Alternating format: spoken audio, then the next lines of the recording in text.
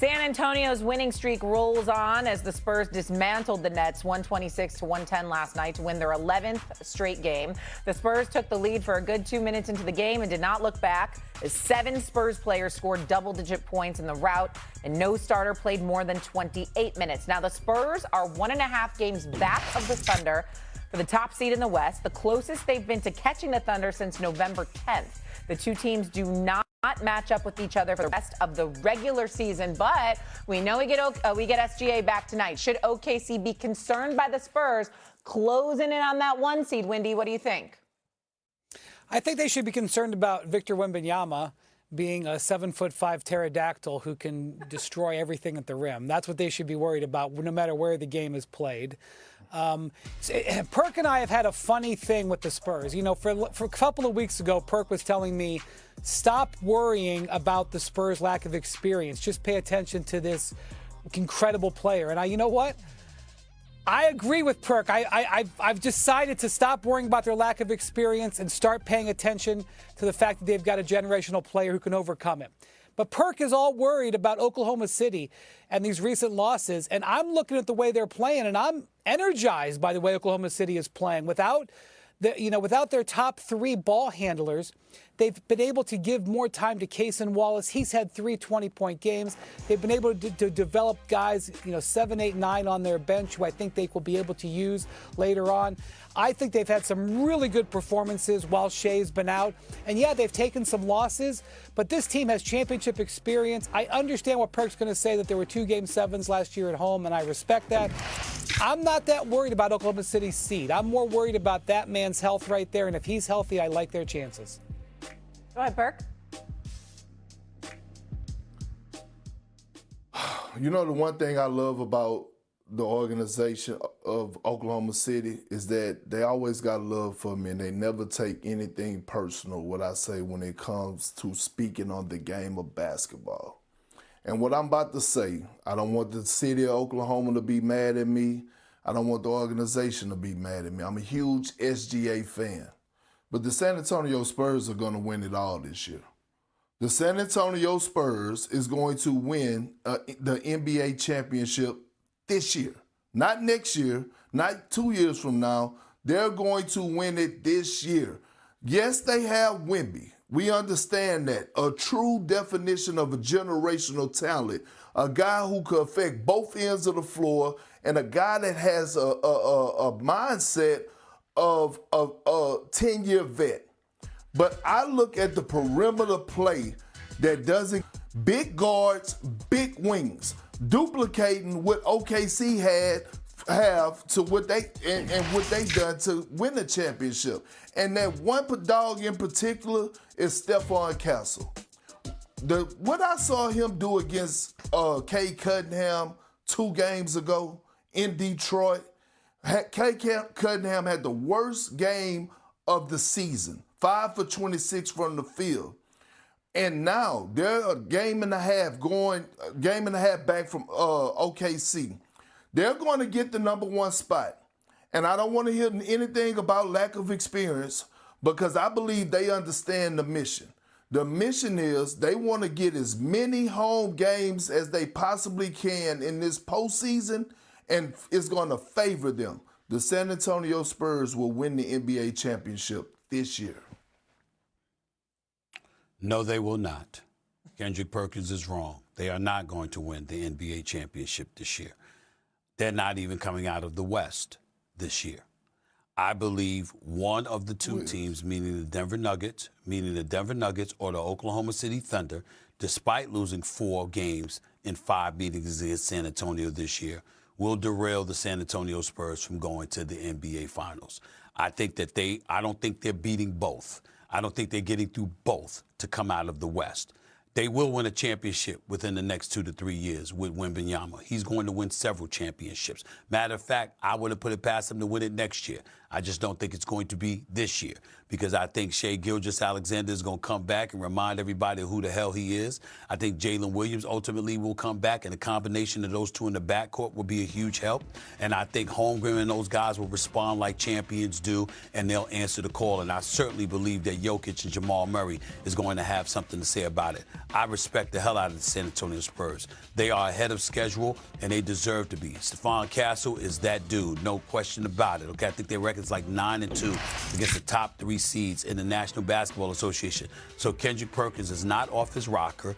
I don't blame him for making this prediction. It's not beyond the pale or anything like that. I just believe that between the Thunder and the Nuggets, with Houston outside looking in, I got questions about their point guard play. That's why I'm not picking Houston in this equation.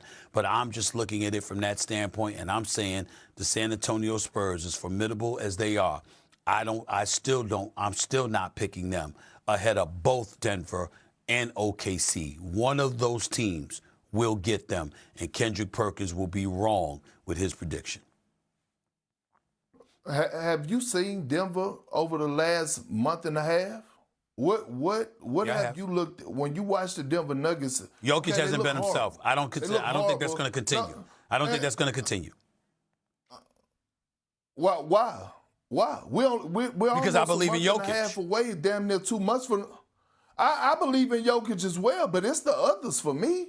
Like, they haven't shown me right now that they could be elite for his perimeter defense. They had a good win the other night against the Boston Celtics, but as Wendy alluded to yesterday on First Take, the Boston Celtics were coming off a back-to-back. Nothing right now is convincing me that the Denver Nuggets are a real threat in the Western Conference. When you talk about soft tissue injuries that Aaron Gordon is battling right now, that hamstring, the same hamstring injury he battled last postseason. When you talk about Peyton Watson, a guy who's having a career year, he's out with a hamstring injury. And then I'm thinking about SGA, right? I know SGA is phenomenal, but he's coming back off a soft tissue injury as well, abdominal strain. So then we looking at J-Dub, just re-injured that soft tissue injury. And who's to say that they're going to play both of these teams in order to get to where they're trying to go? Because in a perfect world, if it happens the way I figure it's going to happen, I believe that the San Antonio Spurs are going to get the #1 spot. The Oklahoma City Thunder are going to finish second. The Denver Nuggets are going to eventually finish third. And so the OKC Thunder and the Nuggets are going to have to duke it out to get to the Western Conference Finals. I'm not. Hold on. All right, what? I'm not picking San Antonio to get the #1 seed. I think OKC is going to hold on to the #1 seed. I think San Antonio is going to get the second seed.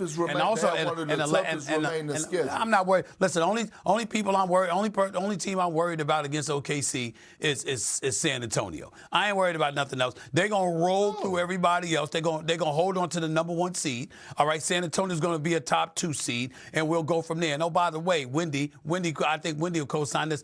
Perk, we've watched the Denver Nuggets on many, many occasions, and obviously with Jokic being, hobbled to some degree, but still doing what he does, we've seen at times where they haven't, quote-unquote, been themselves, and then the playoffs roll around, and they remind you who the hell they are, and they put you in a dogfight no matter who the hell they're going up against. I expect that Denver Nuggets team to show up in the postseason. That's why I'm saying what I'm saying. Wendy, final word. So, Shai, 3 years ago, I made an extra effort to get out to Oklahoma City in October to see Victor Wembanyama's first ever preseason game against the Oklahoma City Thunder and Chet Holmgren. And I watched the first half of that game with 1,500 other people in that building, and I had goosebumps because I was so excited about where the future of this rivalry is going to be. And I listened to Stephen A. and I listened to Perk, and I think they're both making good points. And I'm excited. And I'm excited about Cooper Flagg. And last night I was over at the Clippers Arena, Intuit Dome. I got there at 4:30 in the afternoon. Perk, there was one player on the court at 4:30 in the afternoon. You know who it was? It was Anthony Edwards. And you know what? No, Anthony Edwards. Gotcha, I'm sorry. Anthony Edwards was practicing step-back three-pointers at 4:30 in the afternoon. And you know what happened last night? He made a step-back three-pointer over a double team to win the game. I know everybody's talking about, oh, man, I don't know what's going to happen with LeBron and Steph. I am extraordinarily excited And this potential coming League is in battle, good hands. because I like watching Jokic also. He's my favorite player to watch. This coming battle between the Spurs and the Thunder, it's going to be awesome, and it's going to be awesome for years to come. And that's what I'm excited to watch. I don't know who's going to win it. Probably Oklahoma City this year, but Perk, I want to see if you're proved right. I'm excited to watch. Can I say this to both of y'all while something? I want to say this to both of y'all because I'm watching y'all every chance I get. You know that. And I'm watching these games. And I got to say this to y'all. Chet Holmgren can play. But I'm kind of disappointed. Are y'all not? I understand OKC is OKC. And he ain't Shea Butter. He's not Shea Gilgeous-Alexander. I get that part. You know what I'm saying? I really, really do. But they told us beforehand Wemby is coming. And Wendy, you educated us about the somewhat rivalry and a sort of tense relationship that existed between Holmgren and Wemby. Oh, yes. Holmgren's 7', I mean, the brother's 7'1" now. The brother's 7'1", and he's not a scrub. And I don't mean to act like he's having some disappointing year. He is averaging 17 and 8 for crying out loud. But when I fantasized about Wemby versus Holmgren, I expected to see more. I expected to see a more balanced rivalry there, I say.